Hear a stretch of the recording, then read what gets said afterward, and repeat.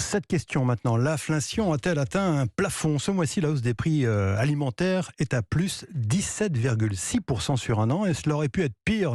L'Institut Circana qui a anticipé les effets des négociations commerciales. Et les champions de l'inflation, ce sont notamment les raviolis en boîte ou la moutarde. On aura le détail d'ailleurs la semaine prochaine avec le panier européen.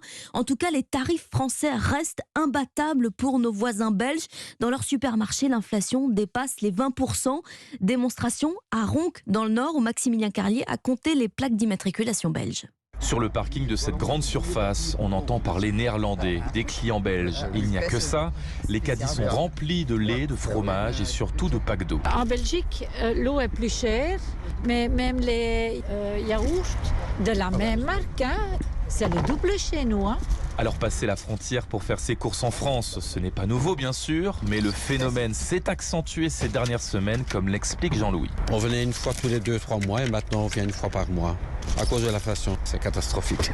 Certains font même plus de 200 km aller-retour pour faire leurs provisions, c'est dire les économies réalisées.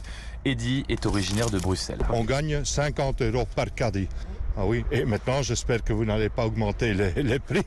Et selon un des responsables de rayon de ce supermarché, cette affluence des Belges s'est intensifiée. Avant, il représentait un peu moins d'un client sur deux. Aujourd'hui, c'est plus de 60% de la clientèle. Reportage de Maximilien Carlier, correspondant dans le Nord pour Europe 1.